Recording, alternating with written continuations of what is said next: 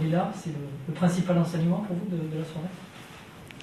Il fallait les 3 points, ça c'est sûr. On a plutôt bien entamé le match avec une bonne première mi-temps et puis en deuxième on a eu beaucoup plus de difficultés. Alors c'est peut-être un peu à cause de nous mais aussi beaucoup à cause de l'adversaire qui a repris la maîtrise, qui n'a pas eu des grosses occasions très nettes mais qui nous a mis en difficulté. On a eu moins souvent le ballon, on n'a pas eu la possibilité d'avoir la maîtrise du ballon, on est en difficulté sur certains coups, même s'ils n'ont pas été dangereux sur des occasions nettes, mais après on a eu 2-3 occasions pour faire le break, on n'a pas su le faire, et puis on n'a jamais été à l'abri sur cette fin de match. Vous aviez pourtant les moyens de vous éviter cette deuxième. Oui, bien sûr. Si on avait fait la même première mi-temps, et Bastia la même première mi-temps, c'est sûr qu'on aurait pu gagner 2 ou 3-0. Malheureusement, on a baissé d'un ton, Bastia a monté d'un ton, et à l'arrivée, la différence qu'il y avait en première mi-temps, elle s'est réduite, et on a été en difficulté à cause de ça. On a beaucoup trop reculé en deuxième, on a récupéré beaucoup moins de ballons, et quand on les récupérait, on donnait à l'adversaire. Malgré cela, on a eu quand même 2-3 occasions nettes, mais dans ces matchs-là, quand il n'y a pas de but d'écart, on n'est jamais à l'abri. C'est difficile de trouver une explication. Oui, parce qu'à la mi-temps, évidemment, on a mis en garde le fait qu'il fallait pas reculer, qu'il fallait continuer à les presser, à presser leur défense. Ils avaient beaucoup de mal à ressortir les ballons, et puis on l'a pas fait. Peut-être à cause de la fatigue. Bon, peut-être qu'il y a un contre-coup du début de championnat. J'ai vu Monaco hier qui était aussi un petit peu moins bien physiquement. Donc voilà, c'est peut-être une explication au niveau physique. Mais je ne sais pas si c'est la seule. C'est un match sans encaisser de but. Ouais, ça c'est bien. Il y a quand même des enseignements. Après, bon, une deuxième mi-temps très très moyenne, mais on gagne. Donc ça compense les matchs où on a été bon et qu'on a perdu. Justement, est-ce que c'est le fait de ne pas avoir gagné qui a peut-être expliqué que l'équipe s'est un peu crispée en deuxième Non, mi-temps? tant qu'il n'y a qu'un but d'écart, il y a cette pression du résultat. On ne fait pas les mêmes choses. À 2 ou 3-0, les joueurs ne font pas la même chose, n'ont pas la même confiance que quand il n'y a qu'un but d'écart. Donc c'est surtout une histoire de confiance. Est-ce que le fait d'avoir joué à 10 la semaine dernière, dans cette période de l'année, ça peut compter sur la fatigue de la deuxième mi-temps? Non, je pense pas. Je pense pas. Il y a une semaine d'écart. Quand on aurait joué tous les 3 jours, oui, certainement, mais pas là. Vous avez une progression dans le jeu, match après match? Sur la première mi-temps, oui. Pas sur la deuxième.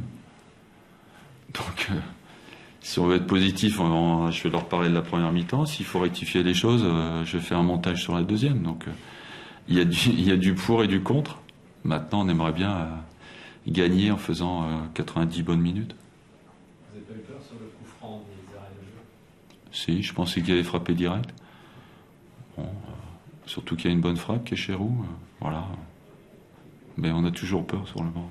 Sur la dernière action, vous allez rappeler la règle de hors-jeu. Je viens de le dire à Max. Ouais. Il fallait qu'il attende. Oui, surtout avec la vitesse qu'il a, il peut partir 10 mètres derrière tout le monde. Et je viens de lui dire, c'est quand même bête de te priver d'un but qui était facile à mettre. Et bon, ça ne sera pas la prochaine fois, mais ça, c'est des erreurs de jeunesse. On a des joueurs qui sont encore très jeunes, comme Poco, comme lui. Donc voilà, il faut faire des erreurs pour comprendre et rectifier. Ils sont jeunes, ils ont été très bons ce soir. Oui, très très bien. C'est une bonne nouvelle aussi pour le club d'avoir des joueurs qui font leur match, qui sont jeunes, mais après, bon, il y a quelques défauts de leur jeunesse, mais c'est avec le temps qu'ils vont les gommer. Qu'est-ce qui a fait que vous avez choisi Poco plutôt que Ndimo? Je l'ai senti bien à l'entraînement, Poco, avec beaucoup de peps. Landry s'est pas entraîné mercredi, donc ça a fait la différence là-dessus, mais bon, ils se tiennent en ce moment. Landry avait joué à Toulouse, Poco non, et je trouve que c'était injuste que l'un ou l'autre soit sur le banc sur les 2 matchs, donc j'ai voulu partager un peu. Et comme Landry était blessé cette semaine, j'ai préféré mettre Poco qui était pas mal à l'entraînement. Ouais, très bien. Il était récompensé de son travail. À l'entraînement, il fera beaucoup de coups francs. Et voilà, il est récompensé des 10 minutes qu'il fait parfois, ou 15 minutes après les entraînements. On a entendu dire que Jussier pourrait réintégrer le groupe, est-ce que c'est vrai? Oui, je l'ai vu, c'est pour ça qu'il a réintégré la CFA. On a pensé ensemble que c'était difficile pour lui aujourd'hui de partir, de trouver un club. Donc moi j'anticipe un peu tous les matchs qu'il va y avoir dans 15 jours. Et je lui ai proposé de faire le match en CFA pour avoir un niveau de jeu acceptable quand j'aurai besoin de lui. Donc c'est pour ça qu'il y a des garçons qui sont allés en CFA pour avoir tout le monde un petit peu avec du temps de jeu égal dans 15 jours. C'est bon? Merci. Bonsoir. Quel est votre sentiment sur ce résultat? Il y a eu deux mi-temps, il y a eu deux matchs, j'ai l'impression, pour nous. C'est-à-dire qu'il nous a manqué 10 mètres en première mi-temps dans notre bloc équipe. On a beaucoup trop subi. Après, les ballons qu'on a sortis, on les a mal exploités parce qu'on les a perdus trop vite. Et la deuxième mi-temps a été un tout autre match. Et ça, c'est intéressant parce que on a été capable de jouer plus haut, on a été capable d'exploiter les espaces au milieu.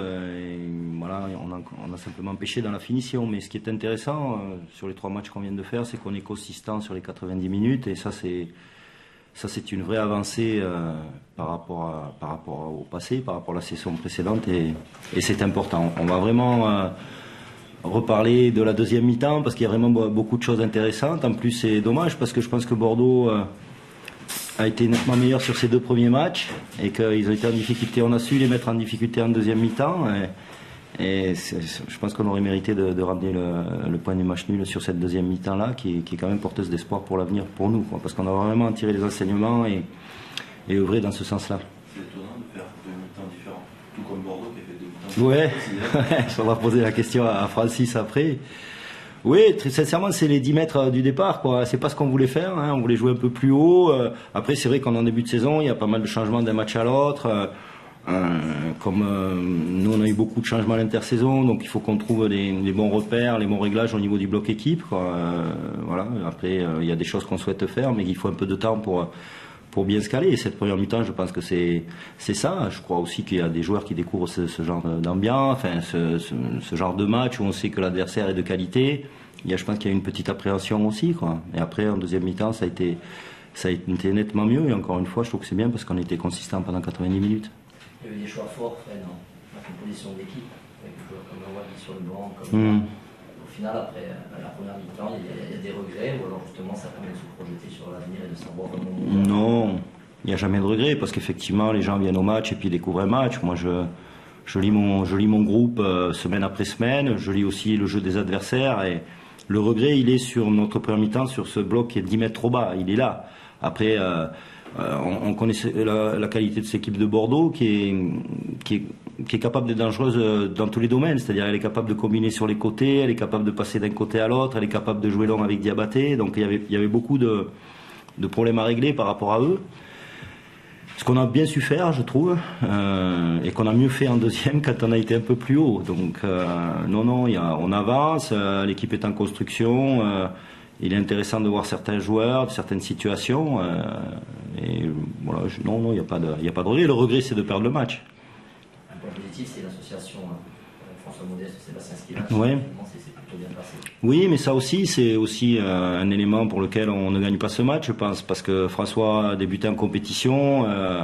Sa deuxième mi-temps était nettement meilleure que la première, et il y a aussi ces automatismes-là à trouver. Hein. Ça décalait aussi Fétiarec sur la gauche, donc. Je dirais c'est normal que tout soit pas parfait quand il y a des joueurs qui rentrent et quand on est au 3e match de la saison et que beaucoup de choses sont changées, que ce soit devant ou derrière, quoi. Donc il y a le regret de cette deuxième mi-temps de ne pas avoir été récompensé, mais voilà, je trouve quand même que l'équipe et le groupe avancent et qu'il y a encore beaucoup d'enseignements. Vous avez l'impression que le changement que vous avez fait en fin de première mi-temps a rééquilibré votre équipe ou... Oui, je pense on manquait trop de maîtrise technique à la récupération, et Ilan nous a apporté ça de manière évidente, et puis Sambou nous a apporté, Yatabaré nous a apporté la percussion sur les côtés, donc ça a été intéressant. Voilà, merci.